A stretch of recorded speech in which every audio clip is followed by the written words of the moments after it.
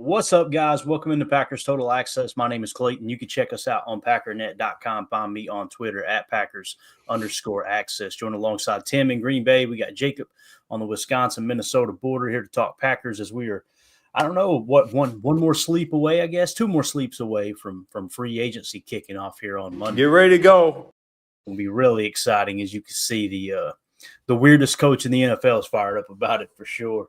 Gents, how was our day today, man? How was the weather? Was it warming up for you guys like it was down here? Yeah, it's not too bad. Beautiful today. Yeah. Not Tennessee warm yet, but, we're getting there. And you see my face is glowing red. It wasn't because I got a lot of sun. I burned a brush pile that was probably about 25 foot long, and I got a little too close to the heat. There's a couple of times I was like, I think I might have lost an eyebrow there. Yeah, it got pretty warm, but you got the Tupac LaFleur special eyebrow lineup today. Yeah, it's kind of the opposite of the eyebrow wax in there. We just singe those things off and we keep it moving. You know what I mean? So I love it. Hopefully everybody had a great day. We're live on here on YouTube. We're live on Rumble, live on X. Appreciate everybody making us a part of your evening. If you would hit that like button on the way in. I know the chat's already on fire. I want to open it up, guys. If you got anything you want to hit on before we just kind of walk through the news of the day, and we got a few messages from some folks here too. A question for the show. I don't know, a topic that got brought up that I think is very interesting. I think most Packer fans probably won't like it, but I want to kind of get the chat's take on it. But you guys got anything you want to lead off with here, man? I don't have anything. I swear that today I was going to look up some good topics, some great info, and then I played Madden all day. And I didn't do anything. I didn't get anything done. I got dishes I was supposed to do. My dog's really hungry. I did nothing but play Madden. You were dropping dimes with J Love, wasn't you? I know what you were doing. Man, dude, I got to get you to give me that updated offseason stuff, Clay. I got to get the new draft class. Guys, I'm so bad at gaming, but I love it in spurts. Right now I'm in love with it. As soon as I start losing, I'm going to feed your dog. Tim, I feel like Jacob's probably got training wheels on his controller over there. You know what I mean? Yeah, I'm not going to talk. It's been a while since I've gamed too, so I've got nothing. I'm not throwing any shade at all. Prince said, feed your dog, Jacob. I've fed my dog. It's a joke. God. All right, there you go. Oh, we're going to give him some. Anonymous human jumped in and said, hey, y'all want to go cow tipping after this? There you go. Obviously. All right, let's kind of get into the conversation, I guess, of the day, you could say. And shout out to Jordan Taylor, one of our Patreon members, said Darnold on a 3-year deal to the Seahawks. I think they're projecting here, as you guys know. We'll talk about that here in a second. And they said A-Rod on a 1-year to the Vikings. Packers-Vikings playoff game at Lambeau in 2025. Rodgers finishes his career with the Packers win in the playoffs. We knock him off and send him off into the sunset is what it sounds like there. So this is something that's starting to catch a little bit of steam. I've tried not to mention it yet because I still find myself wondering, okay, is this a real possibility? And it sure seems like it may be. Now, I'm just going to kind of give you the rundown here from earlier today on X. Ian Rappaport, with Geno Smith headed to the Raiders, the fallout is dramatic. The Seahawks turn their attention to Sam Darnold, which means the Vikings' time with Darnold is likely over as they turn their eyes to Daniel Jones, though. So they've still got Daniel Jones on their roster. Daniel Jones has options with Minnesota and the Colts being among them. Aaron Rodgers lurks. I love that word lurks there. Considering the Giants with the Vikings as a dark horse. Justin Fields has a strong market as the Steelers work to re-sign him, but the Jets and others have interest talking about in Justin Fields as well there. So obviously the big thing that sticks out to me there is the whole Aaron Rodgers thing right now. It sounds like Aaron Rodgers and the Giants were pretty deep into conversation, right? Now, if we removed our Packer fandom here, right, and we were running the Vikings organization, would you be interested in bringing Aaron Rodgers in on a 1 or a 2-year deal and let J.J. McCarthy learn from him, sit behind him the same way that Jordan Love did? How do you guys feel about that? And chat, let us know how you feel about this. Do you want it to happen? Do you not want it to happen? I'm going to give my take here in a second, but let's go around the horn with it. I don't care who goes first. Neither of you probably want to, but Go ahead, Green Power Ranger. That's on you. Look, do I want it to happen? Absolutely not. Do I think it could happen? Well, I mean, we've seen it happen before. Unfortunately, this exact trajectory.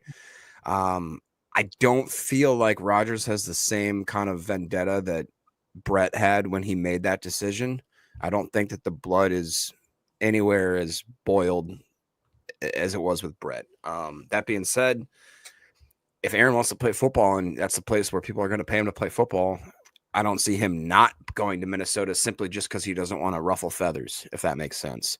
And we've talked about if the money's right, shoot, I'll do anything. Most people will do anything. I mean, the Green Power Ranger is not above bribery, guys. We know that. I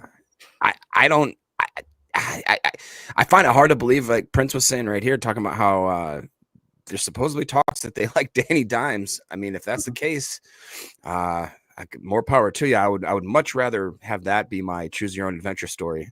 If they go with Danny Dimes rather than Aaron Rodgers, yeah, I'll take that. That'd be great. I don't see Rodgers going that route, but I could believe it if it did happen. What do you think, Tim? Yeah, I think anything's possible. We've seen crazy things that we never thought would happen with players going to teams. So to say that, like, oh, there's no chance this happens, that's kind of naive because anything's possible in the modern NFL. That being said, I kind of lean with you. I don't see Aaron having the Vikings at the top of his list or anything. And I also don't know if he's willing to give them any kind of sweetheart deals. I think the Vikings would have to pay. I don't think it's going to be a super team friendly kind of scenario. That being said, I don't want to see Aaron in our division. Feel how you want to feel about Aaron, but he's going to make a team better that he's on. Obviously, other than the Jets, apparently, but I don't fear him coming to the North, but that's not something I want to see. I will say this though. I do think Aaron probably remembers the fact that, the Vikings celebrated Anthony Barr breaking his collarbone as like one of their franchise's all-time great plays. I mean, these are some of the most disgusting fans like I've ever seen, second only to Detroit fans probably. And I think Aaron probably hasn't forgotten about that. So I know what you mean about like the bad blood or whatever. Aaron strikes me as a guy that probably didn't forget about his playing days in Green Bay and against Minnesota. So, but hey, money talks, BS runs the marathon, right? So if the Vikings want to overpay and bring Aaron in there on a 1 year kind of extend the time for JJ McCarthy to develop scenario, fine. But I think there's a chance that maybe they stick with Daniel Jones just because of the price and that Daniel Jones would provide the same thing, basically a 1 year stopgap to get JJ McCarthy's legs under him, literally, and get him playing. So I don't think the Vikings are going to do anything to jeopardize their future starting quarterback that they drafted last year in the first round. Could you imagine a world where we watch an opening snap or some sort of down in where Aaron Rodgers goes under center and under wearing the purple with Aaron Jones behind him? Can you just like that? That would break my little heart, man. It would just break me to pieces. No, and Aaron Jones and Aaron Rodgers are really, really close, obviously. Yep. They've both been very vocal about that. I know there's still people that like to paint Aaron Rodgers as this bad teammate, and it's just simply not true. Of course, there was a handful of people that did not like him, right? And we'll get to that super chat in just a second. We're going to finish this topic, and we'll move on to that for sure. Thank you, Mike. We see it there, buddy. We're going to hit it here in just a second. I think it's a fascinating question. So let's go through the chat real quick and what everybody's got commented here. J. Cole, whoop his ass if that happens. I love A-Rod, but if he goes to that Vikings, it's belt to ass, no doubt about it. And that's how I feel about it. Like it is funny that some of the fans that wanted Aaron gone, Aaron's the problem, Aaron's washed, Aaron won't do what the coaches say, all this stuff. Now all of a sudden they're a little concerned that Aaron may go to the Vikings. It's like, well, you didn't want him here. I'm not saying the team didn't want him here. I'm saying those specific fans didn't want him here. Now all of a sudden we're concerned he might go to the Vikings. I'm not scared of Aaron Rodgers at this point. I'm not. 2014 Aaron Rodgers, yeah, I'd be like, heck no, keep him out of the division. I think our Packers team could beat Aaron Rodgers, no problem. But if like Holmes said here, why would 12 want to replicate Favre's career? Think about what the Vikings have. Think about what their record was last year. And think about how Sam Darnold laid the egg in the playoffs. I mean, that really, they were talking about after that game how many millions of dollars it cost him. Look at their wide receiver core. Why would Aaron not want to go there? Justin Jefferson, right? And you got who's the other young one? I always forget his name. He was my top receiver on the board that year. Jordan Addison. Jordan Addison. Think out of USC, if I remember correctly. Another solid player there. They're always good at tight end. KOC, one of the did he win who won coach of the year? Do we remember who won coach of the year? I'm trying to think. I don't even remember. If it ain't LaFleur, I don't care. You know what I mean? At that point in the year. But anyway, I think let me put it this way. Giants or Vikings, who would he rather play for? I imagine it would be the Vikings, not the Giants. I mean, what do the Giants have to offer? Giants kind of feel like the Jets. He's going to go over there and win 5 or 6 games, and then what do we do? An easy move, I guess. That would be the one thing they got going, right? Aaron doesn't have to switch houses or, facilities. Yeah. Joyce Martha in the chat says, I listened to 2 Viking podcasts, and there is no thought of Aaron Rodgers. Well, my timeline suggests otherwise, Joyce. But with them not mentioning on the local Vikings podcast there, that's I guess that's good news for us, right? That they're not trying to stoke that fire in it all. Prince says, I didn't know McCarthy required another knee surgery. Rough way to start a career. Yep. I want to say it wasn't as serious as the first one. It was more of kind of a procedural thing. I could be wrong, Prince, but yeah, that is a tough way to kind of start. I thought it was a follow-up that was planned from the initial surgery is what I read, but still, and like he says, it is another knee surgery. Obviously it's some kind of procedure, but yeah, it's and again, I want the Vikings to fall flat on their face, but when you see a young player, their career get off to that kind of start with injuries, it sucks, it really does. Aaron Rodgers here in the chat for the panel. Actually, let's hold this. We'll do it next there, Aaron. Let's get to the super chat from Mike Hebring. Any thoughts on wide receiver Josh Palmer in free agency? Average is 15. What's he saying? 15 yards a catch. 15 yards per catch. Okay, cool.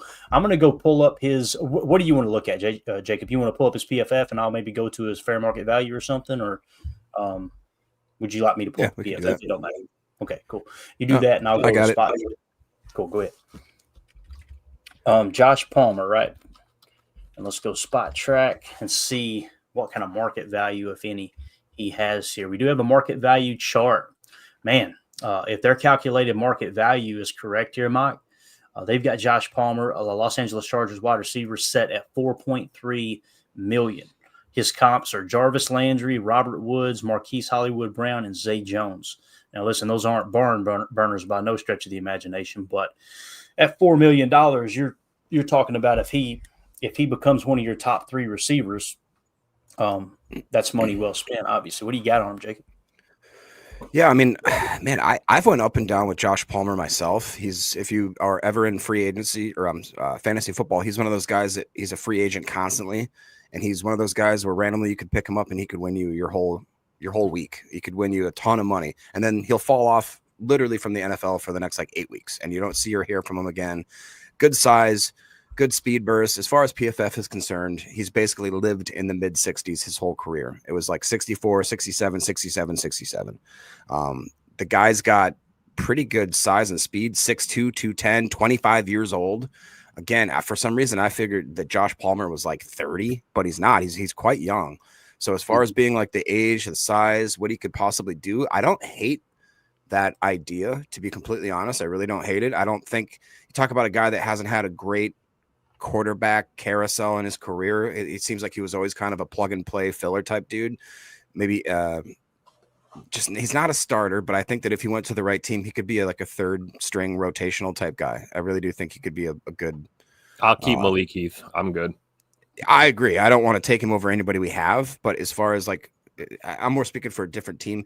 I think he could be a legit 3rd string wide receiver on most teams, but I don't think that he makes, like Chris is saying, I don't think he makes our wide receiver room better. I agree. Yeah. The one thing I do like about him is availability, though. I mean, he missed a handful of games in 2023, but I mean, if you just look at the last since 2021, I mean, he's always available. So that's a guy that isn't going to be missing a lot due to injury, unless something crazy happens. So that's good. But I agree with you. I don't think he's like a surefire guy that's going to just tilt this field for our offense. And then it also depends, what is he looking at, projected market contractually.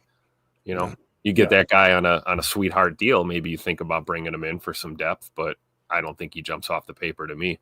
And he is not he is not a run blocking wide receiver whatsoever. He is consistently in the 40s and 50s. I think he had one game last year where he graded above a 70 in run blocking. Well, then he's not going to fit in very well in Green Bay. No block, no rock. So Tim. Yeah, so in terms of PFF grades, right? He's a 62.6 this year. Is that right, Jacob? Am I thinking right? 67 this last year. 62 was his first year, 64 his second year, and then 67's his last 2 years. Okay, got it. So Jaden Reed, 71.7. Now, he's obviously your F receiver. Romeo Dobbs, 69.7. He's your boundary X. Christian Watson's going to be hurt most of the year, so we'll just cross him off the list. Dontavion Wicks, who will predominantly play the Z, and he'll fill in at the X when Rome comes off the field. He's a 65.1. Bo Melton, 63.2. He can play F. He can also play some Z. And then Malik Heath was a 62.9. So for $4 million per, he all of a sudden becomes, I believe, the highest paid receiver out of that lineup that would be playing. I believe Romeo Dobbs, he would definitely be the highest paid at $4 million per. I would say no, Mike, but I understand what you're saying too. At size 6'2", someone who could probably play boundary X and stretch the field a little bit with that average yards per reception of whatever it was, 15. I understand where you're going there, but for me, I wouldn't want to take Romeo Dobbs off the field to put him in. And you've always got to think in terms of deployment, right? You got to think of when we put this player in the lineup, someone else is coming off the field, right? And are you truly upgrading when that player does come off the field? Like you guys pointed out with the run blocking, if you decide, hey, let's put him out at Z, okay, let's put him in at Z and take Dontavion Wicks off the field. Dontavion Wicks is a 71.2 run blocker. Yeah. Like, he had drops, don't get me wrong. But Dontavion Wicks blocked his ass off this last year. Bo Melton did too, 69.5, pretty solid. So what did you say Josh Palmer's blocking grade was again, Jacob? Do you remember what it was there? Yeah, I mean, his best blocking grade, let's put it that way, in his career was a 51.1.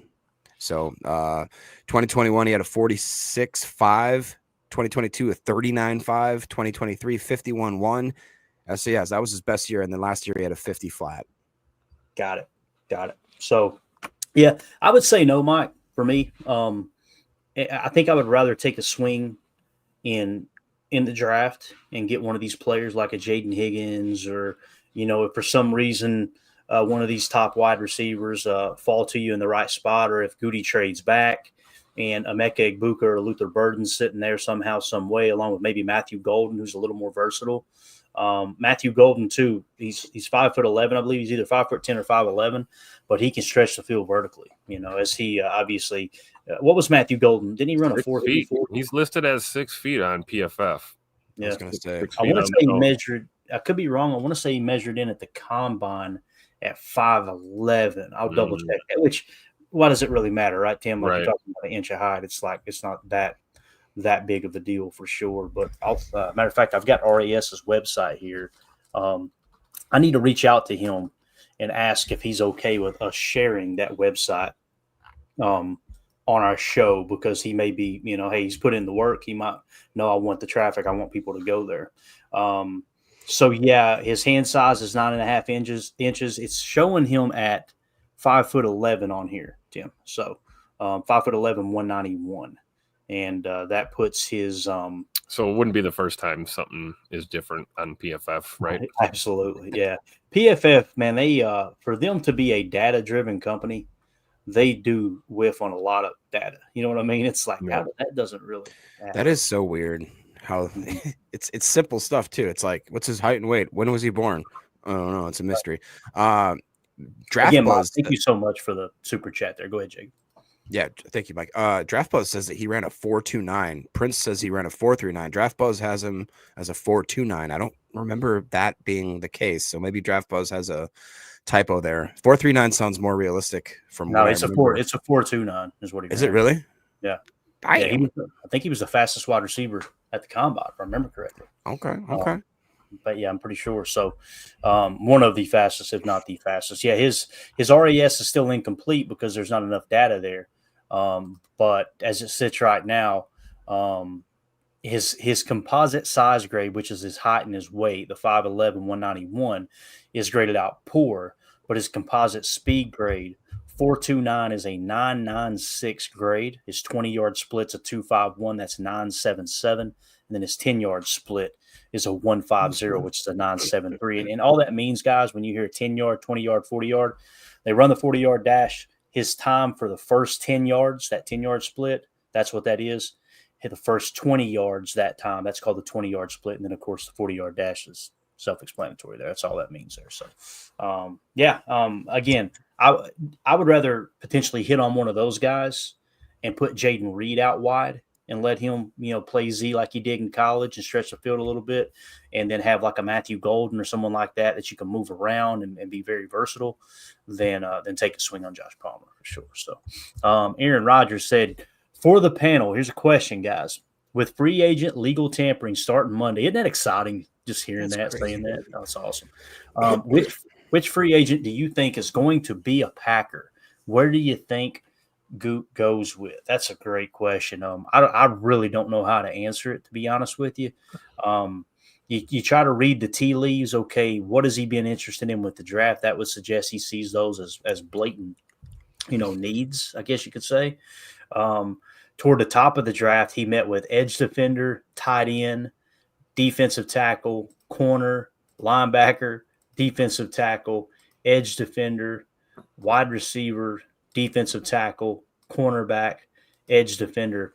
Kind of feels like defensive tackle, corner, or edge is on the forefront of his mind right now, especially with us not knowing how the whole Jair thing's going to go. If I had to guess which direction Goody would go in free agency right off the bat, oh man, my guess would probably be corner. I think he would maybe address corner in free agency, simply because we keep running into that problem with our mock drafts where we kind of get thin at corner early in the draft. And if Ja is not going to be here, or Goody in the back of his mind is thinking Ja might not be here, I think that will probably be the safest bet there, the safest gamble. But if you're asking me, Aaron, what I would do, I would love to see them go day one, throw the book, go get Khalil Mack, and go get Chris Godwin and get it over with, just like we did Xavier McKinney, Josh Jacobs, and then move on to the draft. That's what I'd like to see. But what do you guys think here? Go around the horn with that question. I'd do the same thing, but I'd add Drew Dahlman. You throw Drew Dahlman in too. Yeah, give him 7 to 8, whatever it is that he needs, even if it's up to 10. I really would. Solidify every single little weakness that we had last year, which I agree, cornerback is tough to fill in this draft with any kind of certainty.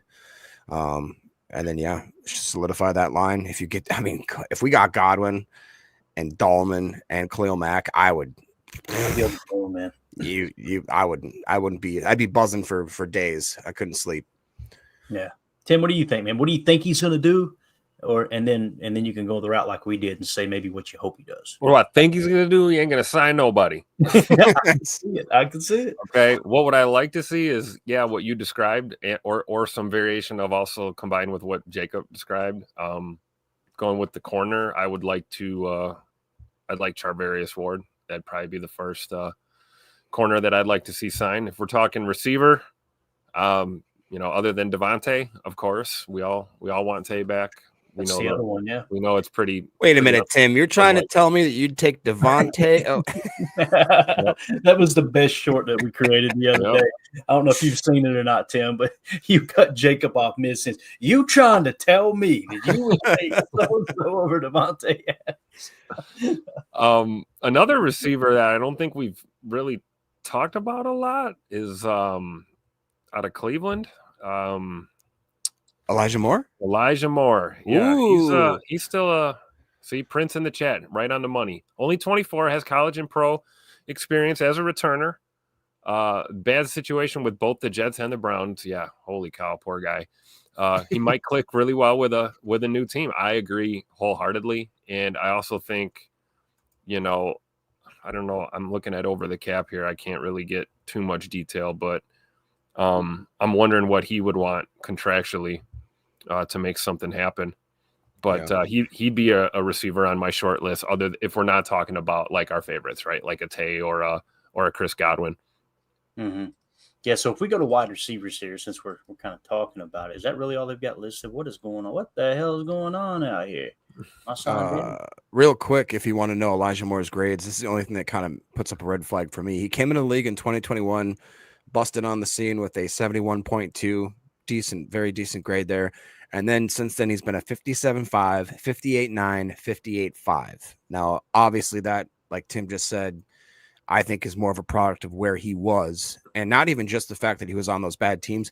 He was on those bad teams while those teams were going through terrible turnaround, rebuilding. What's Elijah Moore's block grade?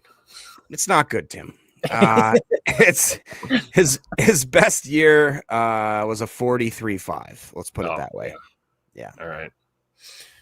So here is, according to Spot Track, the top wide receiver free agents. Okay, now that previous average annual value, that's not the market value. That's just showing what they previously made, right? Devontae Adams 1, Stephon Diggs 2. So this is sorted by what the money they've made already in their career, essentially.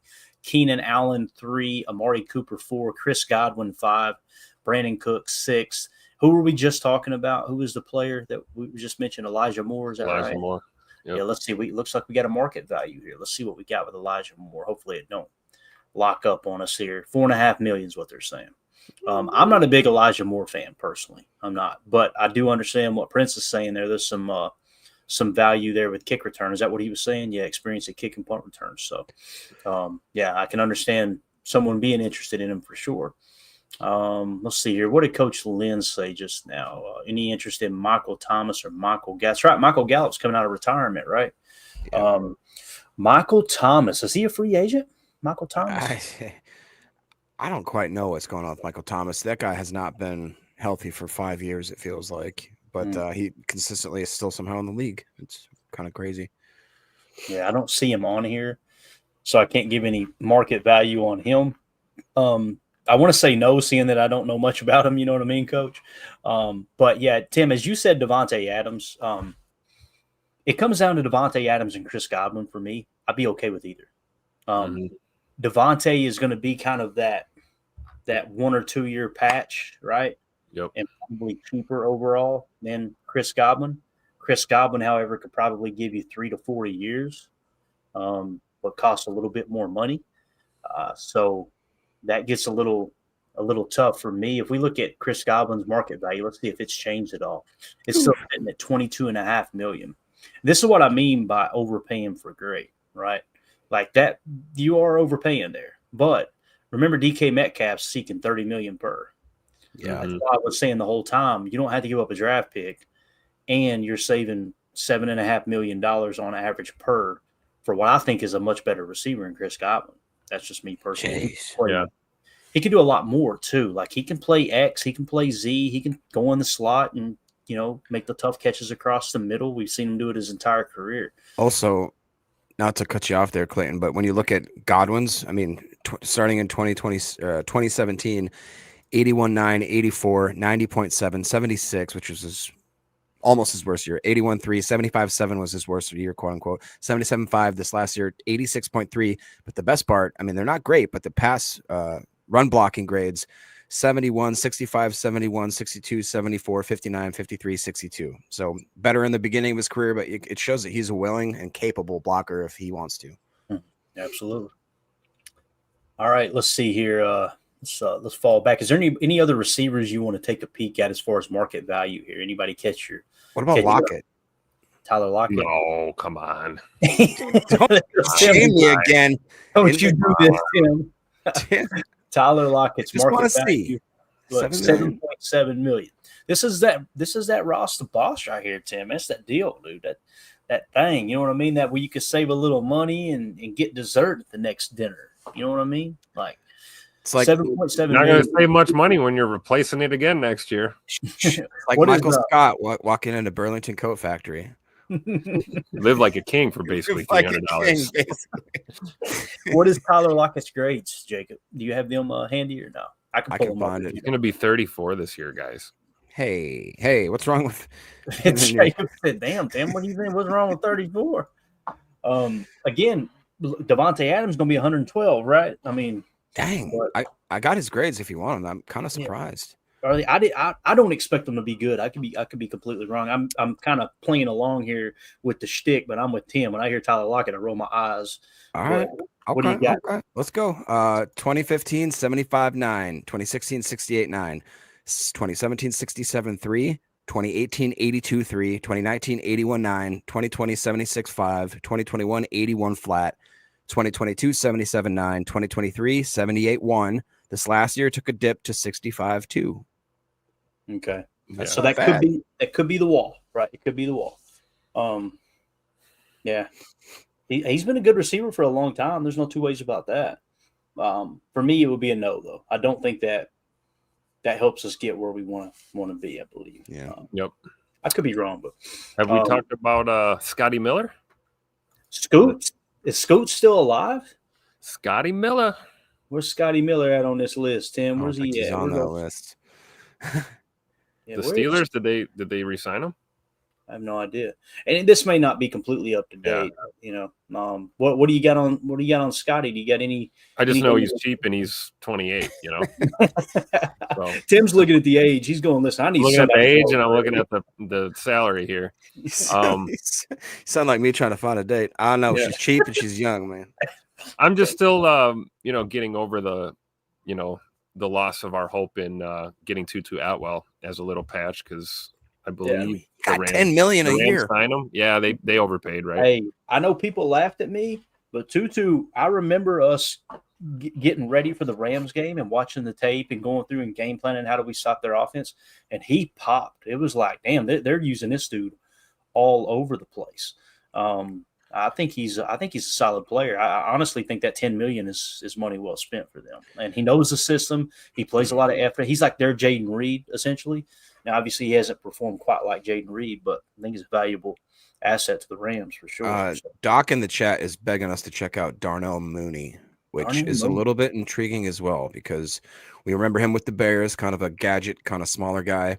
But then he went to Atlanta, and I feel like they didn't use him the way that they could have, but he still had a pretty productive career. And I shouldn't say career, but a productive outing with Mr. Kirk. So you pull his PFF up, Jacob. I'm going to try to find him on Spot Track. He's not popping up here. Darnell. Okay. I got his PFF grades. I mean, this isn't as bad as I thought either. To be honest, every time I hear Darnell Mooney, I think of Paul Mooney off of. Oh yeah, the best. All right, go ahead, Jacob. I'm sorry. His PFF grades starting in 2020: 68.7, 74.7, 69.2, 55.2. This last year, 74 flat in Atlanta with almost 1,000 snaps. I mean, not bad. Now they're showing him under contract with Atlanta right now through 2026. Was it announced that he was getting cut or something? Maybe it hasn't formally happened yet, you think? Or if anyone wants to clear that up in the chat. His cap hit in 2025 on the books right now is 14.4 with a dead cap of 19 million. So I don't see why that would make sense for them to move on from him unless they thought they could get decent draft comp or draft capital in return. That makes sense. So did Khalil Shakir re-sign with Buffalo? Did they extend him? That was another one I was thinking of because he's a little younger. Yeah, I'm not sure. 25 or something. Maybe someone can confirm in the chat. Yeah. All right. So we good on wide receiver? Anybody else, fellas? Anybody else at all? I think we're Grant DeBose. Bring him back. Oh, okay. Bring him back. He's 24 years old. It's not his fault he got ran over by a bus 3 times in the first couple of years. That is true. That's a good point, man. That's a good point. I really liked Grant DeBose when he was here too. I think he plays the game the right way. Talk about a dude you can get for what, like $800K or something? I mean, he's still in Miami. I think he's exclusive rights free agent. So Miami's got first rights to him, I believe. But I don't know. I'm not a doctor.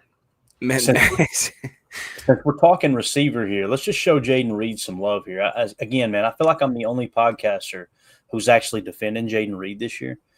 This clip right here, too, if you want to go watch it on Twitter, we can't play it here, but that's that catch in triple coverage you made against the Rams. So in 2024, the Green Bay Packers wide receiver Jaden Reed finished 6th in yards per reception, 13th in catch rate at 73.3%. The drops were the issue. He was still 13th in catch rate, 20th in receiving EPA at plus 37.7, and 20th in YAC. So he's a legit. When I say number one receiver, what I mean is he's a top 32 receiver in the league, right? He's worthy of being a number one receiver. But the way that I consider a number one receiver when I hear that is someone who truly tilts the field. Teams are bracket covering them. They're really, they have to build their whole game plan. They're a Tuesday player. They got to build their game plan around stopping said player. So I don't want y'all to take that the wrong way, but Jaden Reed's going to be just fine, man. I'm so glad he's a Packer, and I'm already, if I'm Goody, I'm already eyeing that up in year 3 to go. Let's get some structure in place to extend this dude, because he was the best guy around. So the downfall of Reed should be studied. Oh, God. There you go again. And what's crazy too is, like, when you look at the receivers last year, we're sitting here talking about, man, Christian Watson's out. We got to get a receiver. Right? And we're trying to fill that void that Christian's leaving. But you got to break it down a little bit further and go, okay, what did we do well? What did we not do not so well, right? I love this chart right here, okay? And if you'll notice, running vertically on the left side is zone coverage, okay? On the bottom from left to right is man coverage. And what this is showing is team receiving against man/zone coverage, okay? So you're wanting to be in this upper right quadrant, and that's where the Packers are. But if you'll notice, they were the second best team. Their receivers, it doesn't say a wide receiver, so I'm assuming this means Tucker Kraft and the tight ends along with the running backs. But against zone coverage, only the Baltimore Ravens were better at yards per route ran against zone coverage last year than the Packers. They almost hit the 2-yard mark, okay, yards per route ran. But when it comes against man coverage, you can see they're right at the median line. They're right in the middle of the pack, maybe even right below the middle of the pack, maybe at the 16 or 17 spot, somewhere around there. So what that shows you is, what do we need to get better at? We need to get better at man coverage, right? Teams caught on, and they found out, here's how we stop the Packers. Let's play man coverage. Now, if you stick to the run, you can run teams out of man coverage, obviously. But we know LaFleur is an aggressive coach. He loves his passing offense, and they ended up finishing really, really well. What was it we talked about? I want to say it was like 4th or 5th in yards per pass attempt is where they finished on the year. So when you take that into consideration, what do we need to get better at? It's against man coverage. What do you need? What kind of receiver do you need? To me, Chris Godwin checks all those boxes. He can win a one-on-one matchup in man coverage, right? He can make contested catches even though he's only 6 foot tall. I say only 6 foot tall. It's pretty good size for a receiver, Somebody want to check on the Bears over there in the bottom left quadrant? Right. They're doing. and what's crazy is it's yards per route run, Tim, right? That means here's the amount of yards they average every route that their team ran on a passing play, right? Now, why is that so low? Because their quarterback was an idiot holding the ball for 4.5 seconds, then taking a sack and looking around at the offensive line like, man, I don't have a shot here, right? That's one of the things that came into play. But, what's crazy, Tim, is they invested a lot in that wide receiver core, right? They went and got Roma Dunze in the draft really high. Wasn't he a top 10 pick? Man, remember we heard all of that? Look out for the Bears. They're taking the North and never giving it back, blah, blah, blah, blah. Roma Dunze, and then they also traded for DJ Moore. I think both of those receivers are solid receivers. So if you Allen, if you've got 2, maybe 3 good receivers, okay, and your team is still this bad at yards per route ran, what's the problem? It's the offensive line. You can blame the offensive line if you want. I know this. They just traded for 2 solid offensive linemen this offseason. Yep. If this happens again next year, I do not want to hear all of the Caleb Williams fanboys talking about, well, this offensive line sucks. He led the league in sacks taken, holding the ball more than 4.5 seconds. I'm just saying. And remember the Greg Cosell clip we played, right? One thing that typically transfers over from college to the pros, and we've seen it time and time again, draft class after draft class. If a college quarterback takes a lot of sacks, he typically takes a lot of sacks in the NFL too. It's not going to get easier reading defenses. There's going to be way more disguising. There's going to be way more shell. Therefore, you got to check it down, play within rhythm of the offense, get the ball out. That's something that Jordan struggled with last year. We talked about it, right, Tim? Like you've got to get the ball out to the flat quicker. You can't wait and then get your guy killed in the flat. You got to get it out on time. I think that's what Caleb Williams really struggled with. So anyway, what do you guys think about this chart? Do you feel like this is pretty reflective of what we've seen in the 2024 season? Do you think it's off base a little bit? How do y'all feel about it? I think it's pretty accurate, right?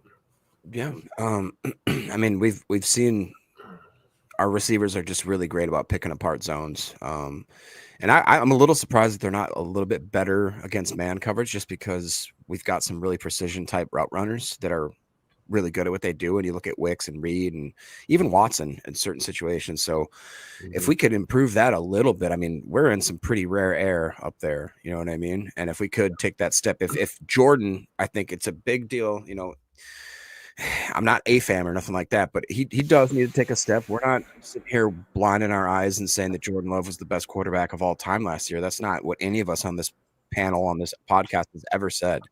We've said that he has the potential, when he is firing at all cylinders, he could be the best quarterback in this league. So there's a lot. I think what you saw was him trying to get back from, you know, a season that started with 3 injuries. Right. Yeah, significant injury. And yeah, I mean, some guys take a little while to bounce back and get your rhythm. And I think we saw down the stretch, you know, as we yet again did something the Bears don't do, which is made the playoffs. Jordan started to kind of find that rhythm a little bit. We talked about the time getting that ball out, especially on the swing pass or the check down. A lot of times Jordan would kind of pat the ball, ignore that, and then look for the kill shot, the effort read down there somewhere shot. And we saw him start to get away from that and start to get that ball out quick and being more decisive. And I think that helps us, you know, as a whole. It's certainly going to help our receivers. You know, you got a guy running open, hit him in stride and go. Sometimes you don't have to get to that second or third read if the first one's there. Just hammer it and let's move the sticks, you know. So I think Jordan's coming around. It's just, you know, going to take time. Year 3 as a starter is almost upon us, and we got to just see how this goes. Yeah. Ron Sanville says AI agrees with Clayton that Reed can be a top outside receiver, dangerous deep in the slot, good route runner. That dagger concept, especially when you're in a 2x2 set, him in the slot, he's running the go. You know, he'll run the go out of the slot or out of the F, however you want to, you know, call it. And then, of course, we were working Dobby across the middle on that dig in 2022 a lot. Last year, you got a lot more Wicks doing that, right? And that's where obviously the drops and everything kind of came into play, but still solid. I think it was a solid season for our passing game. And obviously the running game, I think they proved to play pretty well. We just need a few pieces, man. You got to shore up the trenches a little bit. So when you face a bully like the Eagles, what's crazy is like we played the Eagles better than the Chiefs did. We played the Eagles better than a lot of teams did in the playoffs, you know, down the stretch there. I mean, week 1, we hung right with them, right? And then, of course, in the playoffs, it wasn't like they got absolutely boat raced, and we fumbled the opening kickoff and gave them a short touchdown, too. Playoffs? Say this, man. Hafley held his own against the Eagles, in my opinion. I thought he played pretty damn good. Jordan ended up, turning the ball over 3 times in that game, so you can't blame Haf there for sure. Yeah. Let's see what else. Oh, here we go. So what's the answer at wide receiver, right? That's the question. Matter of fact, we'll pick that up on the other side. For those of you listening on the pod, that's going to do it for hour 1. We will see you on the other side for hour 2 with this continued, exciting, glamorous wide receiver talk. We lied to you. This ain't going to be glamorous, but welcome back to hour 2. All right. So this right here, I'm trying to think. And I see Jake in the chat. Jake says Reed was running a ton of big boy routes early in the year. He really was, man. Really was. Question, Jake. I need you to answer as quick as possible in the chat. What is the best case realistic scenario that you see to Taro McMillan falling in the draft, Jake? I'm eager because there's some people saying, oh, no, I don't think he's a slam dunk top 10 pick. Our board is saying this is the best receiver in the draft. He's going to go top 10. This is what Brian Baldinger had to say about him. And all I said was Tetairoa McMillan is an animal and sits in the number 7 spot on our PTA big board. You guys know Baldy, former NFL player, one of the best in the biz at breaking down the tape. This is what he had to say about Tetairoa McMillan. You may have to crank the volume up. I apologize. We got it cranked all the way. Here we go. I'm sitting here, and I'm just watching Tet McMillan from Arizona make one play after another, no matter what kind of coverage it is. Like, if you want OBJ type of catches, he can do it for you. You watch this one. I mean, he came out of high school making these. Hey, Tim, we should be okay. You can drop that down. I appreciate you. You got I didn't no. I'm Dude, just here so we don't get fined. I would rather you be cautious. Thank you so much. I think we're okay on this one. I'm sitting here, and I one play after another, no matter what kind of coverage it is. Whoa. Like, if you want OBJ type of catches, he can do it for you. You watch this one. I mean, he came out of high school making these kind of catches. But here he is. I mean, in a real game right now against coverage, just going up and making that kind of a stab. Like, if he getting can interfered with the whole he time. Can catch it. Yeah. Oh, and he's 6'4" and a quarter and 220 pounds and runs and jumps out of the gym. Like, he is a special talent. Like, it's going to be fun to watch him at the NFL level. So the reason I bring this up, and in no way is this shade toward Christian Watson, okay? Christian Watson, when they drafted him and they traded up and took him, size, speed, raw athletic ability, what was his knock coming out of college? His hands, right? That's what he needed to work on. We seen it right out of the gate. First play of the season. God. Remember against the Vikings, Jacob? I'll never forget that his whole career trajectory would be changed if he makes that one catch. I really, truly believe that. Aaron couldn't have walked it out there and put it in his hands any better. And he dropped. His receiving is tough. Tell him, Brad, it is. So you look at that. What I'm seeing in Tet McMillan on the tape is Christian Watson with great hands. Maybe great's a little too strong. You guys correct me if I'm wrong in the chat. But what would it take to get Tet McMillan? And is that the right move? Because we're just talking about if we have Tet McMillan, do we beat the Eagles? No. Probably not, right? So, Jake Shavink, thank you for answering quick, but he says 12 to Dallas feels like the floor. Okay. And he goes on to say, but if Dallas is the golden team, then that means that he would fall to maybe Denver at 20. Boy. Or Dallas could take Ashton Genty too. That'd be great. That'd be great. I've heard some rumblings about Denver wanting a great tight end, so maybe Colston Loveland falls to him or something like that. Coach Len goes on to say that he could get to us for sure. I can see Golden going as the first wide receiver off the board. I'm sure he said. And then Jake comes back in once, says, as long as McMillan cleans up his body language and the stem, he'll be awesome in the league. So that's pretty cool. And what he's talking about there is just the footwork when you get to the top of the route, right? When you get to the top of the stem in those breaks, he might be a little raw there, a little, what's the right word? A little, I don't know, sloppy sounds mean, sounds harsh, but it is what it is. The whole reason I bring that up is what did we, I don't want to say struggle, but what was the weakness of our passing game? It was against man coverage. Yeah. That's the kind of receiver you need to beat man coverage right there, right? Yeah. You need guys that can separate. Don't get me wrong with sharp route running abilities, but you've seen in that play right there, when you're talking about 2 or 3 people in the frame, you need a guy that can just make a contested catch if they're going to be in this hip pocket playing, mirror match or just true press man, Coach Lynn says McMillan can be a slant, dig, go wide receiver until he learns to run the whole route tree. That's right. Just kind of give them a project, right? Like, hey, look, here are the 3 we want you to perfect. Then we'll move on to the other 6, right? And I do know they have to move up to get them, though. That's what it's going to. And that's the reason I asked the question. I want to see what Jake thought, because it looking like it's going to be somewhere between 10 and 20. What if he drops to like the 16 spot? Would we be okay with Goody trading up to take Tet McMillan, to take the best wide receiver in the draft, if indeed he sees it that way, right? Yeah. Jake says, that Clayton, but also you can tell when he's running go routes versus in and out breakers, he rises out of his posture when he's about to break and cornerback's picking up, so he's tipping his hand is what he's doing there. Mm-hmm. Got it, man. Got it. How about this, Jake? How about we trade up to 15 and take him? We also signed Devontae Adams, and he can show him how not to tip that hand. Now now we're getting way away from why we How lost. the hell are we going to get Jaden Higgins in there in the second round? Getting all excited about these wide receivers, and then we face the Eagles again. They just kick our ass. Yeah, just run down the Badger Trio with the super chat. Thank you so much, buddy. He says Jaden Barron, cornerback from Texas, is my pick. Hey, I can't argue with you there.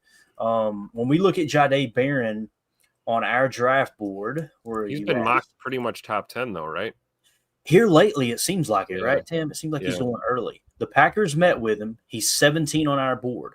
If he's sitting there at 23, sign me up. That means, if Will Johnson is gone, then give me Jaden Barron all day long. The next one on our board would be Siobhan Ravel Jr. out of East Carolina. He's in the 27 spot, but he's coming back from injury. Some people see him as more of a raw corner. There's some guys that probably have him higher than others. Daniel Jeremiah has him in the 46th spot. 33rd team and Kyle Krabs had him at 7th. Dane Brugler had him 32nd. Jaden Barron, however, DJ has in the 9th spot, but Dane Brugler has him all the way down to 40. So I'm with you, Trio. I would be all about Jaden Barron. What about you, boys? Would y'all be on board with that pick, or is there a corner maybe you like a little better at that spot? I like Barron a lot. I don't know if I'd be willing to take him as high as people are projecting him, but as far as this cornerback group goes, I really do like him. Real quick, while Jake's interactive here, I believe his name is like Odell Fortune. I think he's a Gamecock. O'Donnell Fortune. Yeah. O'Donnell Fortune. I was wondering what Jake's thoughts were about him, because if I remember correctly, that guy graded out quite good, and for whatever reason, he's fallen into like that 3rd, 4th round type of scenario there. But I mean, as far as the Jaden Barron, we've talked about it, that I think you have to go. If you're a team like us that really is trying to find a cornerback that is going to be a plug and play kind of immediate starter, I think you got to do it in the 1st or 2nd round. I don't know. Desiree Thomas out of Florida State comes to mind. We talk about Siobhan Ravel, Trey Amos, Ole Miss. Thank you. That'd be great. Will Johnson out of Michigan. I think Barron's probably he'd probably be the first to go, I would think, unless something crazy happens and he falls. Yeah. Or, I mean, other than Travis Hunter, right? Right. Interesting, man. With Ted McMillan, I know Jake says sounds like we need to do that scenario in a mock draft. I'm trying to think of how we could do it, Jake. Defense only mock tonight. Let's go. we could select every team and kind of see where it makes sense for him to go, or we can try to just risk, crap, we did a mock draft and he went not. Well, we didn't get him. You know what I mean? If we selected all of the teams, we could kind of see what it would look like. Does that make sense, guys? You know what I'm saying? Like we can make every pick in the 1st round, just do a 1st round mock draft and kind of see. It'll show us the needs of each team too, so we can see, all right, what if this team takes them, what if they don't, and then try to trade up. But then we're just trading with ourselves, so that wouldn't work, right? So I don't know if you guys got an idea of how we could potentially do that without all of us, controlling all of them. But Jake says O'Donnell Fortune is such a tone setter coming downhill to tackle. Good awareness in zone coverage too. Opportunistic when the ball is in the air. What's he do bad, Jake? I'm going anti-Belichick here. Belichick's, don't tell me what he can't do. I wonder what the hell he can do. How can he help our team? That's kind of his approach. I mean, is there something that sticks out to you there? Like, hey, he's not good at this aspect. Go ahead, Jake. Yeah, I mean, when you look at just his PFF profile, he's 23.4 years of age, 6'1", 185. This last year, he had 732 snaps with an 86 flat grade. That's 16th out of 848 cornerbacks. His worst year was last year, 2023, where he scored a 68.1. Before that, he was a 78.8. Going against pretty decent competition there. Coverage grade of a 90.2.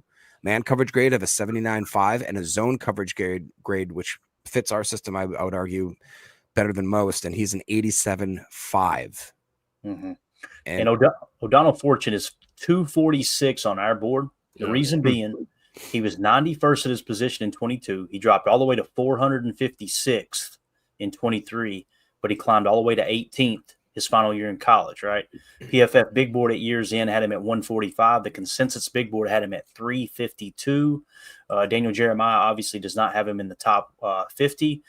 Kyle Krabs did not have him in his top 125, and Dane Brugler did not have him in his top 100. So when those things come in, there's a decent chance that he climbs up significantly, right? Because I would imagine they're going to be higher on him than our board currently depicts. We just don't have all the information from them yet. So, what about two popped into my head real quick? Zy Alexander, LSU, Yeah. and Noel Williams out of Cal. Where are those guys on our board? Zy Alexander we have in the 94 spot, so he's the top 100 prospect. And then Noel we have in the 158 spot. So we're definitely higher on Zy than Noel. Zy Alexander, we've got him listed as a true outside corner. The thing that hurts him is his 2023 PFF grade. He was the 613th graded corner in college football, but in 24 he was the 28th, so he jumped significantly. PFF Big Board had him at 71. The consensus Big Board had him at 89. Daniel Jeremiah did not have him in his top 50. The 33rd team had him 94th. Dane Brugler did not have him on his list yet, and he did not get an RAS bonus, so he scored less than a 7 in RAS, if that is completely up to date. So doesn't feel like he'd be a goody guy, Tim, but the way our board's structured, we do consider him a top 100 prospect. 100. What about Kobe out of Kansas? Kobe Bryant. Kobe. Where is he on our board? I'm just curious. 164. All right. And the main thing that's bringing him down is at the end of the year, PFF Big Board had him at 220. Consensus Big Board had him at 142. And the Packers did meet with him, though. So yeah, he has been on the radar. The big thing is he's like me. He's a little slim. That seems to be the big knock on Kobe. I wish I had that problem. Me too. Oh, you don't, man. I'm telling you. Go outside when it's windy, Clayton. You're gonna feel different. I'm tired of sweating in the winter, Tim. How about that? How about that? Jay Cole said he did run a slow 40. Talking about yeah, so that won't help him. Yep. Jake Shavink says it could be fun to go through a first round mock to see where things are now. Let's do it. Let's see if we can do. Let's just control all the teams. Screw it. We'll make them do what we want them to do. Let's do it. All right, we're cheating. This is how Jacob plays Madden right here. Hey. That's true. Crackhead. You got hold to the wrong stuff. All right, let's do it, boys.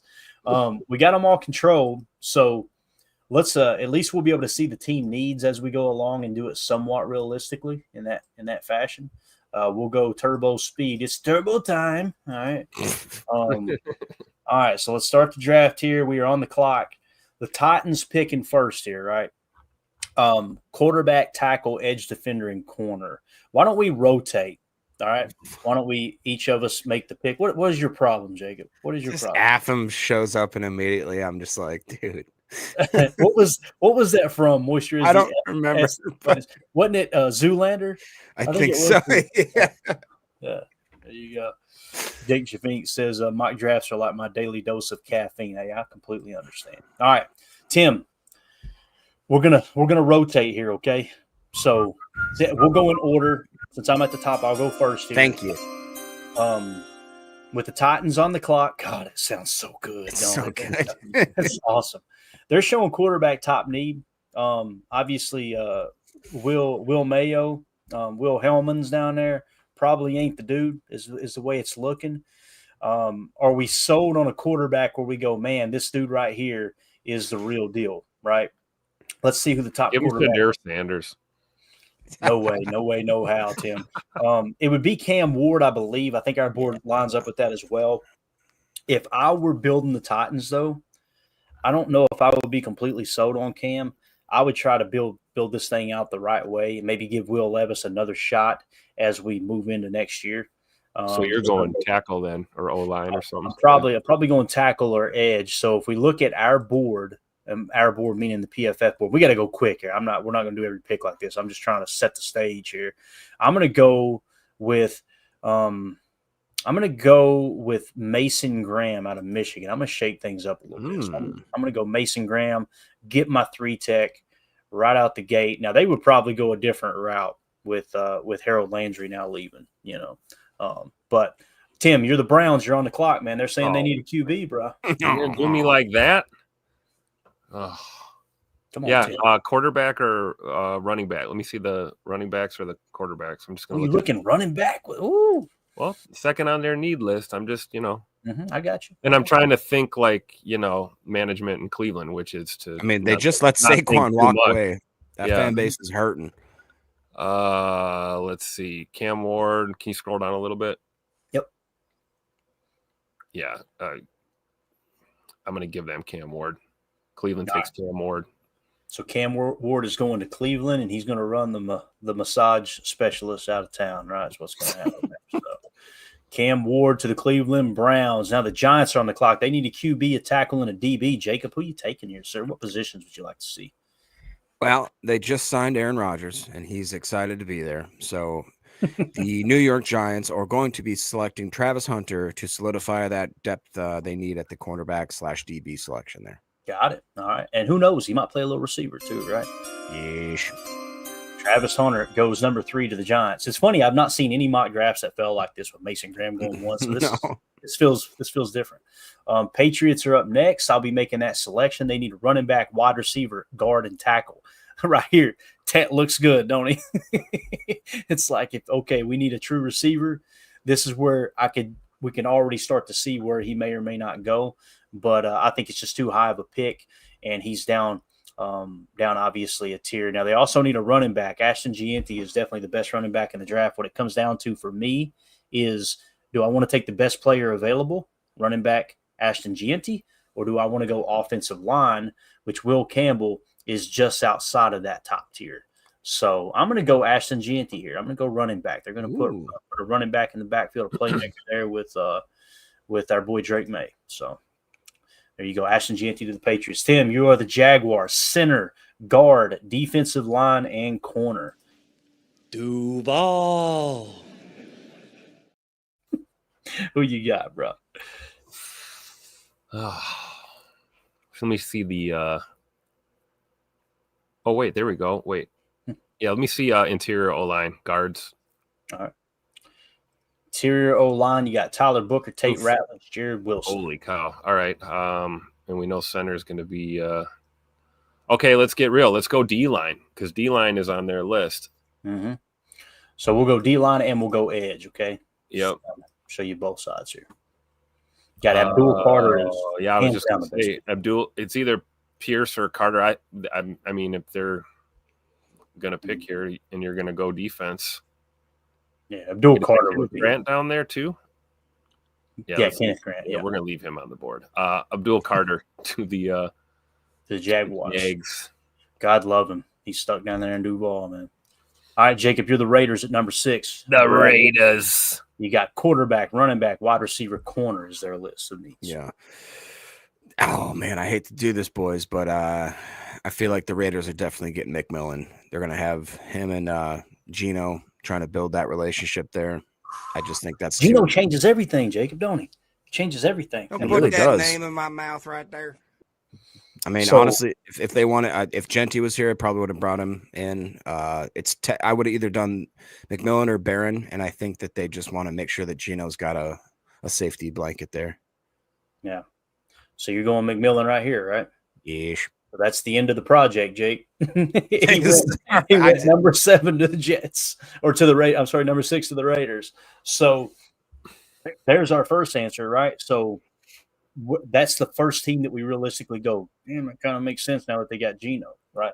I mean, who else is the wide receiver crew there? And isn't it, what's his name from?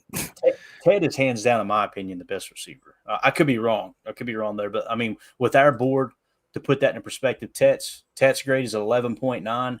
The next wide receiver is several tiers down, and it's going to end up being Egbuka in the 28th spot with a 28.6 grade. So, Jacob, what we're going to do to see who else might take Ted, let's leave Ted on the board. So you make another pick here, okay? And we'll see when the next team pops up. And I'll write each spot down as we get to them. So sure. Go with your second choice, Jade Barron, right? I'd have to go Barron, yeah. Makes sense. That's realistic too, probably. All right, cornerback Jade Barron is going number 6 to the Raiders. All right, next you got the Jets. They need quarterback, D-line, DB. Oh, that's right. The Jets need a quarterback again. Shocking. Imagine that. Imagine that. Weird. So could this be Shador since the Raiders passed up? I think it would be. I think I would go Shador here. Now, I know PFF's a little bit lower on him than most. It's funny. They've got him ranked 47, but everybody's picking him average at 11. So I'm going to go Shador Sanders here to the Jets. All right, Tim, you got the Panthers, D-line and DB. It's funny they only listed 2 needs as if they're just a solid football team. Yeah. So there's Well, let's make it interesting. Pull up corner. All right, let's go corner. We talked about grabbing corner early. Yep. So Will Johnson, Michigan, goes to the Panthers. Yeah, he's 12th on my board. That's a solid pick for them, man. Yep. All right, so I'm going Will Johnson to the Panthers. So here is the Saints. Derek Carr restructured his contract. They freed up like $40 million in cap space or something crazy, right? Yep. Isn't it funny? 5-6 years ago, everybody was going, yeah, it's going to catch up to the Saints. It still hasn't caught up. Well, they got a bad team. That's because they got bad players. Yeah. Just because they're spending money on the wrong players doesn't mean they're not figuring out a way to spend the money. I'm just telling you, man, they have completely broken the salary cap is what they've done. It's wild to think about that. You just pull a trigger and bang, we're off and running again for sure. Number 9 to the Saints. You got Derek Carr back. They need a wide receiver and a tight end.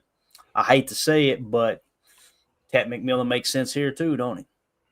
Yep. So, as Jake says, it's not listed, but note McMillan here too, Clayton. I think he was talking about to the Panthers, right? No, he was talking about, I thought it was for the Saints there. Saints. Is when it dropped. I could be wrong. But I also wouldn't hate the Tyler Warren pick if I'm a Saints fan right here. Yep. No, that's a good point. That's probably what we'll go with. So I'm going to list number 9 as another spot for Tat McMillan to go. Okay. Jake was talking about Carolina. Just okay. Gotcha. Yeah. And that would make sense, that they could use a true number 1. All right. So right here, I'm going to go tackle. Will Campbell is the better player. They're not showing they really need a tackle. They are showing tight end. Let's go Ty Warren. Let's go Ty Warren to the Saints here. All right, Tim, you're up with your beloved Chicago Bears. On snapper. Get ready to go. Tim, what do you? Yeah, right. Can we pull up kickers again? Let's do it. Kicker in the first round or There you punter? go, Tim. Ryan Fitzgerald. No, I'm kidding. We can't do From the this. We're Taurus. trying to make this realistic, right? Yeah. Well, Running they back. look good. One in the 4th. I mean, Well, they just made a move on their O-line, correct? 2 of them. They pick Two up of 2. them. Yeah. Okay, so let me see running back and edge. You want to see what now? Running back and edge. All right, running back and edge defender. Let's see. All right, Mike Green, Kel Williams. Scroll down a little bit. Mm-hmm.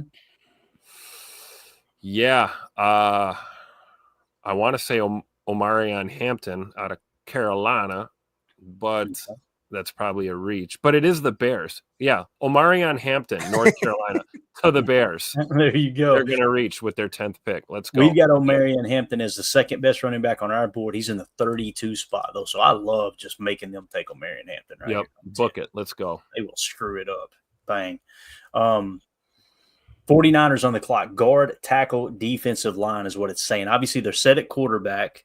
I don't know about Campbell. They go Campbell, don't they? Will Campbell. Yeah, I think you're right. Yeah, Will Campbell. Let's do it. That's a solid pick, too. I would hate that if the Niners got Will Campbell. That was solid. All right, Dallas on the clock. Running back, wide receiver, tackle. This feels like Tat McMillan since the 2 top running backs are off the board, right? So I'm going to put them down again. Yeah. So number 12. You're seeing there's a lot of spots where Tech could go early. Right. They could grab I was gonna say either Membo or Pierce. Yeah. Mm-hmm. Is it Membo or Membu? Membo is what I've heard. I don't know if that's 100% accurate or not. Jake says something here. I'm gonna cut into the draft for a second. We're doing decent on time here. He said, "Oh, it's Stewart here talking about Shamar Stewart."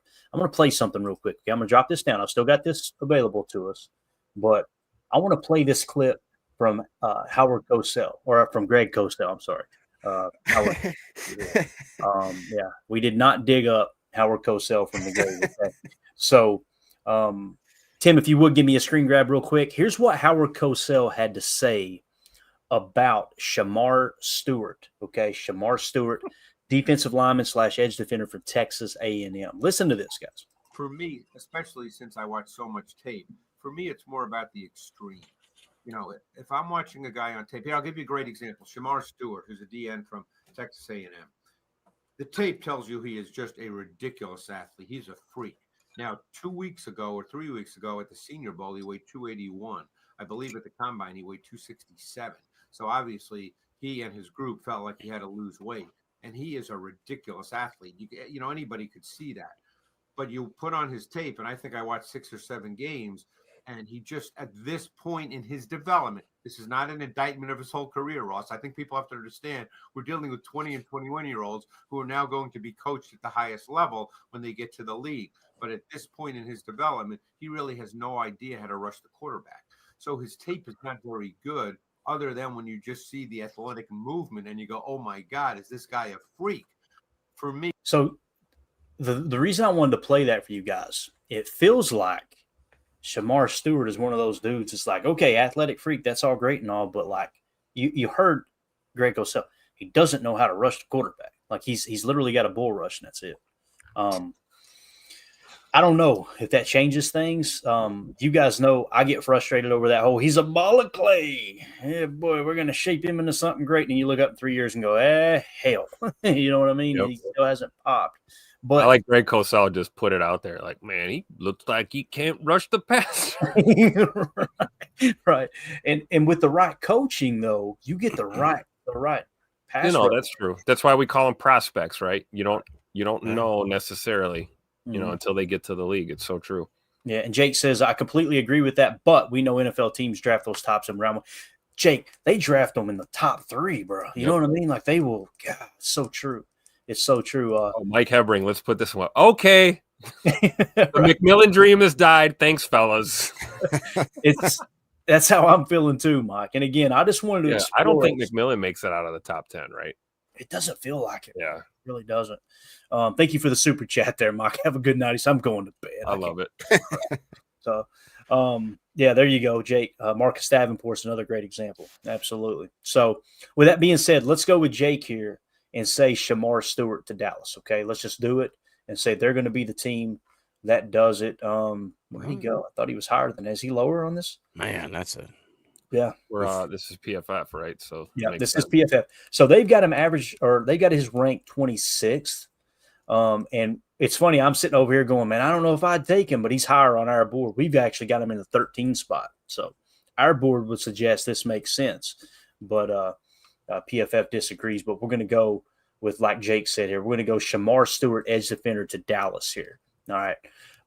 Tim, you are on the clock with the Dolphins. Guard, tackle, D-line, safety is what it's saying, but you have the controls. Let's go interior O-line and tackles. All right. Can't believe Membo's still there. Boy, I feel like that's not real. I feel like that might be the pick here, but let's just see. Ooh, Josh Simmons. What about interior? Scroll down. Who's the highest interior defender? Probably Tyler Booker. Great. Yeah, I'm going to say Membo. I think they take Membo here.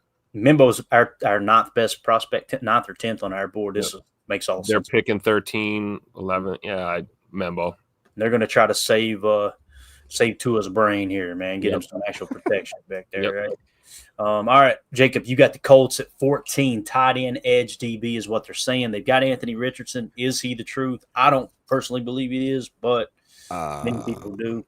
I saw some rumors apparently that they were looking to shop him and had absolutely no one interested. I don't blame them, man.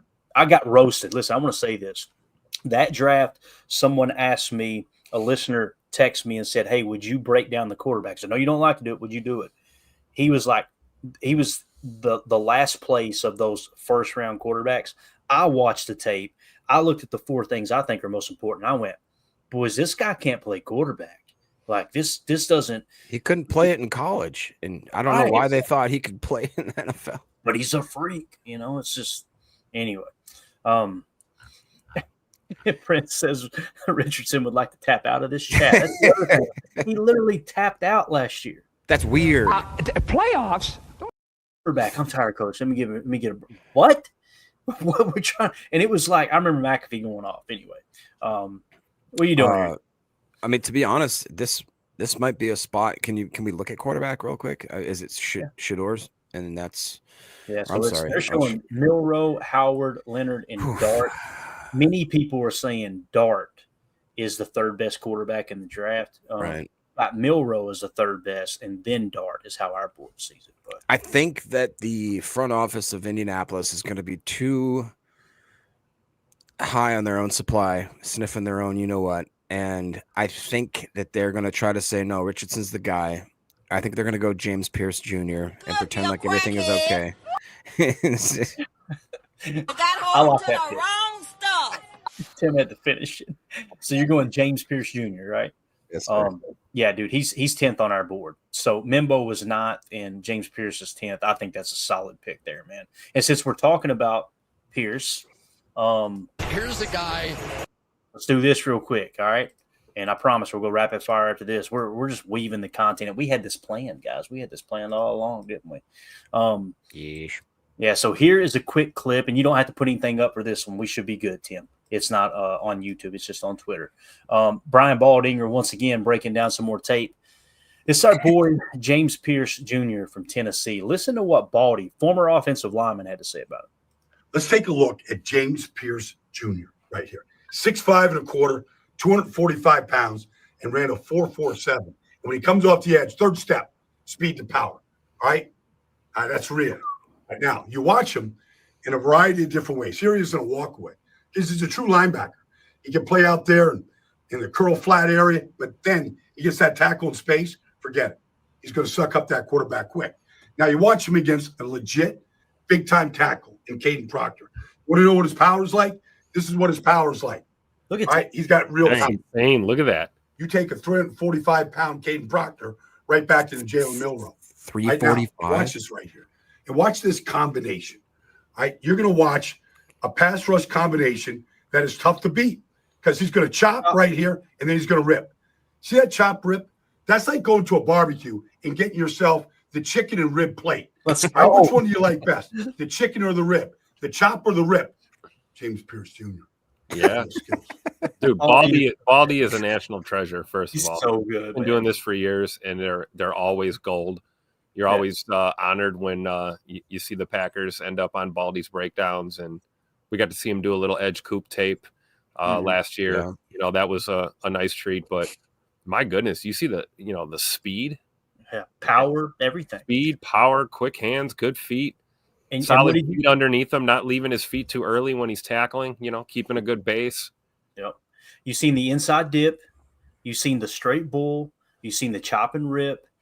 There's three moves right there. He's a little bit further along than Shamar Stewart, right? Yep. And he looks a little skinny when you see him on the field, right? You go, man, he doesn't really, shoot, man. You put 15 pounds on that dude and he doesn't lose any speed. He's going to be an animal, an absolute animal. Mick Knott in the chat says, I like the swift smoothness of your mock drafts. Their varieties make me think. Hey, thank you so much for the kind words, Mick. We don't do mocks to go, man, look how good we are. Oh, yeah, look, we figured that out. I think this is the people that do the mock drafts, you guys don't know what you're talking about. Here's what's actually going to happen. Nobody knows what's going to happen. We use the mock drafts as exercises. Let me tell you, I never thought the adjectives swift and smoothness would be used to describe us in any way, shape, or form, but that's awesome. Thank you, Mick. Yeah. We appreciate you lying to make us feel good. I don't listen too much Taylor Swift. A beautiful drop. Damn, I see what you did there, sir. All right, so I'm up with the Atlanta Falcons wide receiver, edge, linebacker, corner. They're not taking a receiver, really. That's weird, right? I don't see that. London, they've got Kyle Pitts. Like, why would they? Pitts, yeah. I'm not going to put them down as a potential to tear. Look, Shavink called it. I have no idea why wide receiver for Atlanta. What about Jihad Campbell going to Atlanta? That sounds like a good fit to me. This looks like the first spot where he could potentially go, Jacob. I see what you're saying. Unless they go edge. Yeah. It's showing they need edge for sure. And on our board, if we just, since I'm making this pick, I'll be quick. I promise. We got Green, we got Michael Williams, we got Donovan Zaraku, we've got Nick Scourton, Landon Jackson, Princely. Who would be the best on my board here? Let me see just real quick. Shamar Stewart's already gone, right? Mike Green, hands down, will be the best edge on the board. I'm going to go Mike Green here, boys. Okay, it makes sense with PFF. It makes sense with our board. So Mike Green to the Falcons. All right, number 16, Tim, you got the Cardinals. Guard, tackle, D-line. Bring up interior O-line. Bring up the tackles. They got to protect Mr. Xbox. So. I'm going to go D-line too since they mentioned it at the knee. Look at there, Kenneth Grant. Don't you dare put that name in my mouth right there.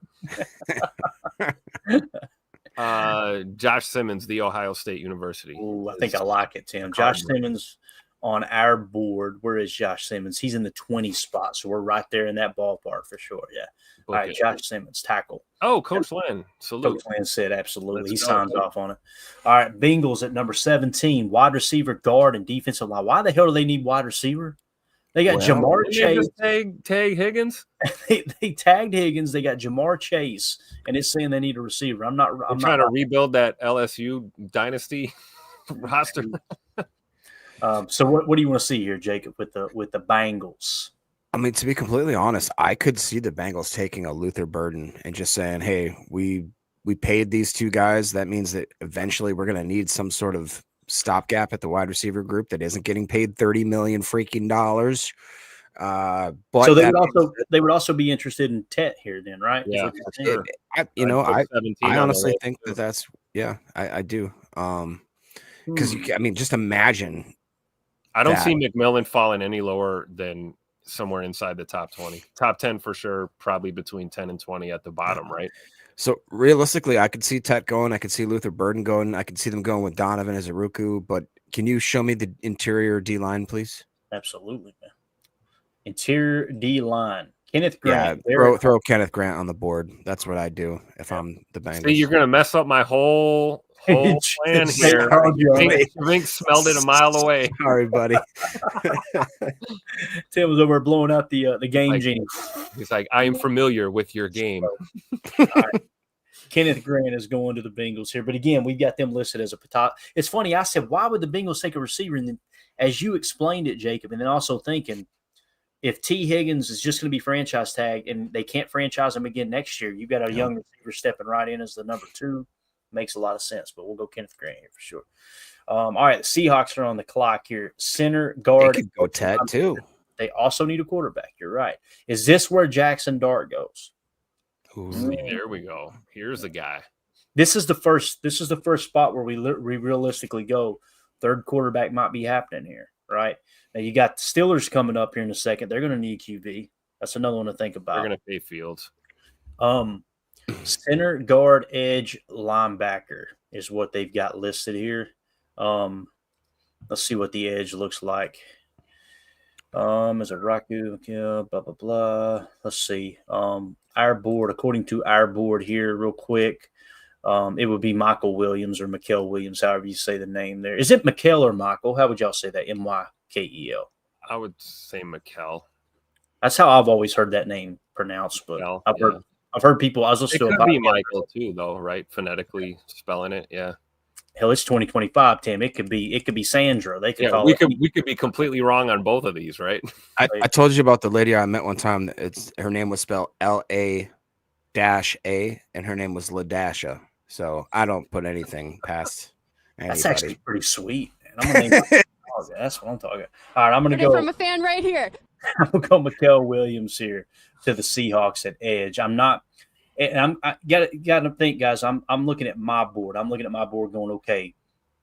To me, it's still too early for Jackson Dart. It's still too early for Jalen Milroe. I'm not saying that they won't do this in the NFL, but that's how I would look at it. Like Laser, Blazer, Taser, and Michelle. I'm going Mykel Williams here. All right, Tim, you're on the clock. Tampa Bay, they need edge, linebacker, and DB according to PFF. Oh, well, they just gave Levante David a truckload of money. Let's see edge and DB. Give me safeties and corners and edge.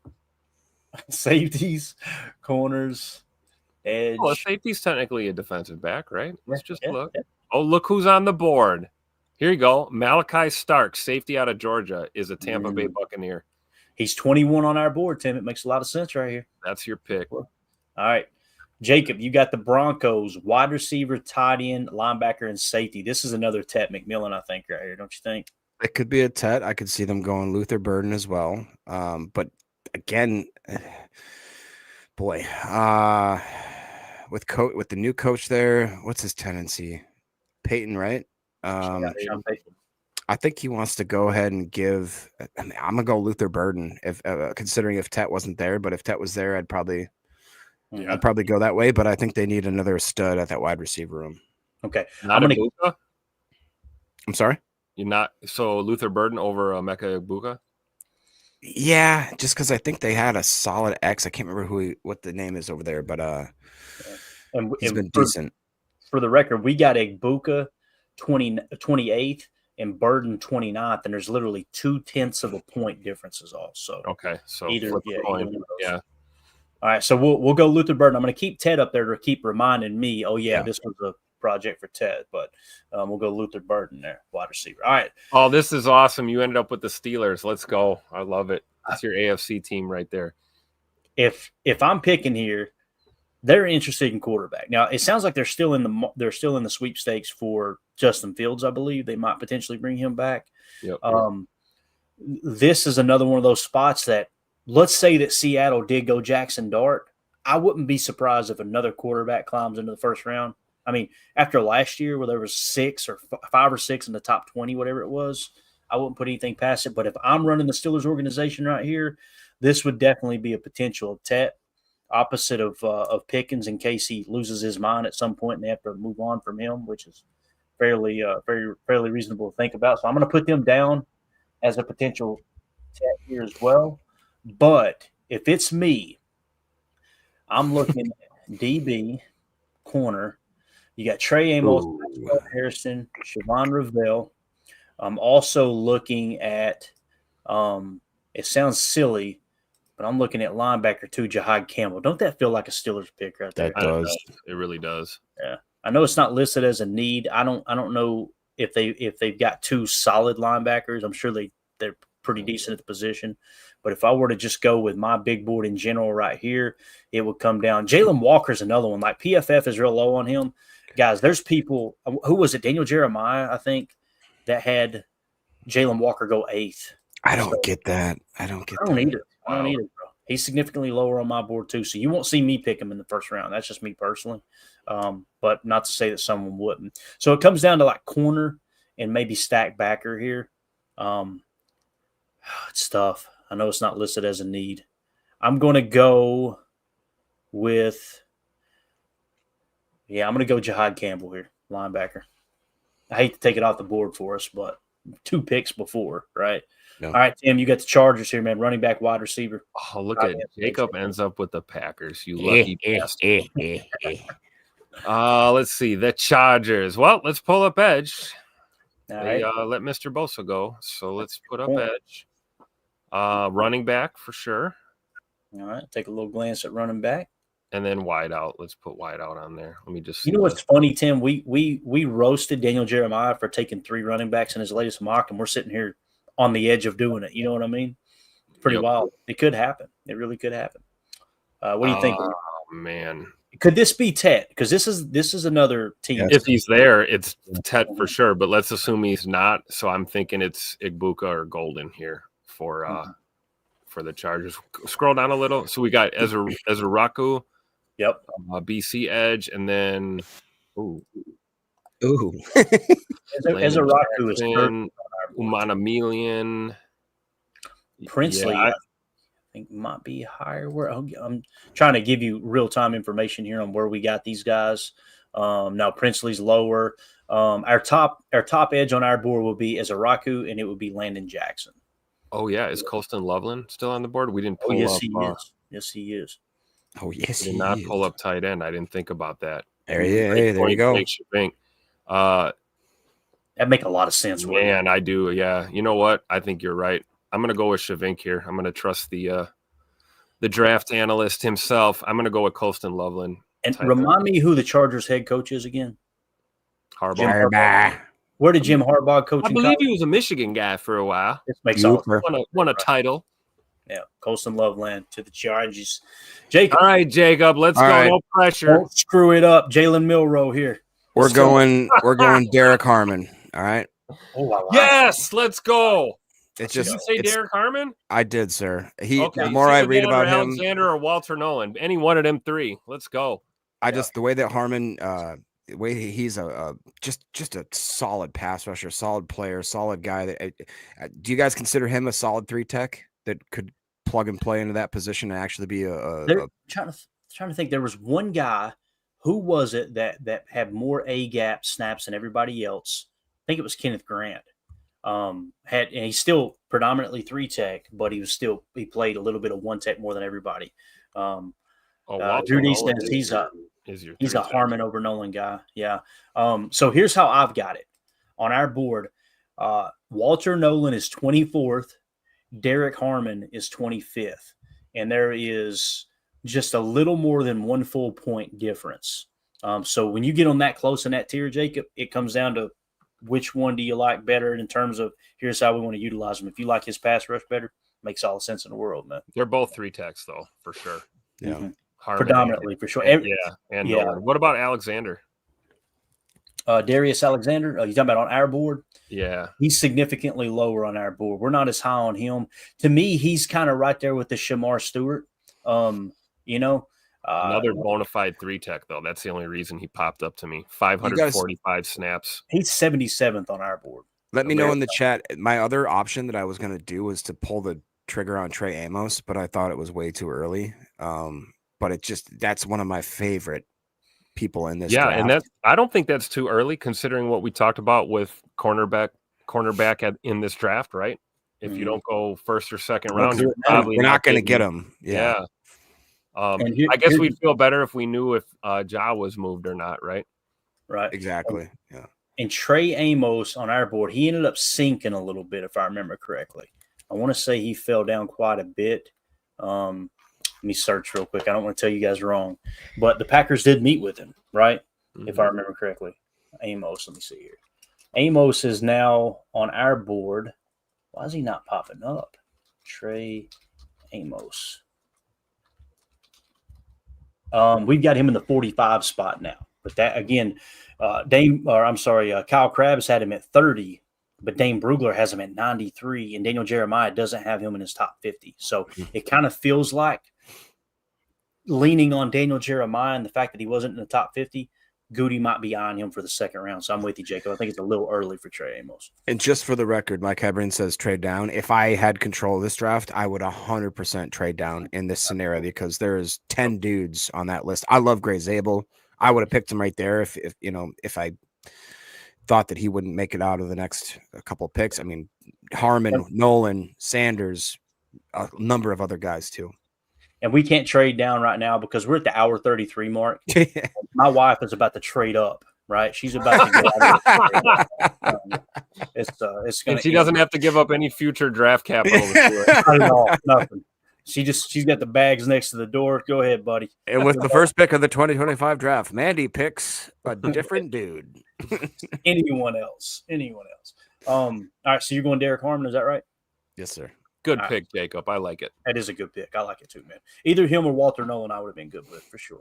All right, 24 to the Vikings. Running back, guard, defensive line, corner. Now it's quarterback, though, right? No. JJ McCarthy, if he's ready, right? They may turn it over to him.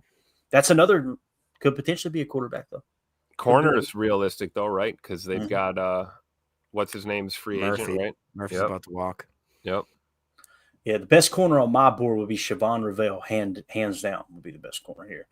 If you wanted to look at guard too, or let's see, tackle and guard here, Gray Zabel makes a lot of sense here. I was going to say, I hate that. No. What are you thinking? Oh, it's me, ain't it? It's you. Kelvin Banks is significantly higher. He's 11th on our board. I'm going Kelvin Banks here for the Vikings. Nice. Keep him inside if you need to, whatever. Move that offensive line around. Value's too much. All right, Tim, you got the Texans, wide receiver, center, guard, D-line, man. Let me just see receivers and D-line. I'm just trying to think like D'Amico real quick. Mm-hmm. I think they go receiver here. Emeka. Emeka Egbuka. Book it. Makes sense. And this would be another Tet, right? 25. Or Ted if he's there. Of course, we're past 23 now. Yeah, there's no way he's not on the board. There's no way. We'll talk about it here in a second if we have time. But all right, let's go rapid fire here in this thing. I've been saying that for 2 hours now. LA Rams, tight end, tackle, linebacker, corner. Just looking at the best players available here. Tight end, tackle, Darius Alexander. Man, the best linebacker's already off the board. This may be Jalen Walker here, guys. This may be him. I think that's a fair one. I think that they actually might do something crazy like the D line and just because they got Fisk last year, right? And they got a couple other studs, right? You've got the oversight here. Oh, was it him? Did I just skip him? Yeah, I just went, so it's Jacob now. My bad. Now, Jacob, you go ahead with the Baltimore Ravens here. I'm sorry, dude. I took your spot there. No, you're good. I honestly think that they may do something sneaky like a D line, but for the sake of what we're gonna match up, man. Ezeruku. Yeah, I think that's what I'd go with. Yeah, Ezeruku or else Walter Nolan. I think they're still trying to fix the gap that everyone would have to fill, which when they lose the best defensive lineman in probably history. Mm-hmm. I'm going to jump back in here, Tim. I know you love the Lions, but I'm going to take this spot from you. Okay. Happily. Go ahead. Center, guard, edge. They're taking a guard. Zabel. They're taking O-line. Yeah, that makes Zabel. Right. Yeah, that makes all the sense in the world. It really does. All right. Washington, wide receiver, tackle, edge, corner. Tim. Matthew Golden, you are a Washington football player. A Washington pillar of the community. There you go. Jacob, you got the Bills at number 30, wide receiver, D-line, linebacker, corner. The Bills are going to be taking Mr. Walter Nolan, unfortunately, and they're going to bolster that defensive line. Mm-hmm. All right.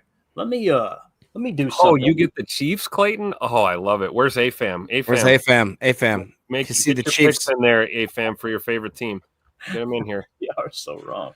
So I'm gonna write these other teams down that they've got listed as receiver needs. And the reason being might be a chance to see these teams come calling trying to trade up. You know what I mean? That's something worth mentioning there as well. So we've got a good group of teams that we think are good. So the Chiefs are on the clock, right? And this is me. All right, I'm going to take Irving's losing his mind over there. We gave the Chiefs. What the heck? All right. The Chiefs at 31st pick take Ryan Fitzgerald, kicker, out of Florida. Go ahead, Jacob. Or Tim, I'm sorry. I got the Eagles, huh?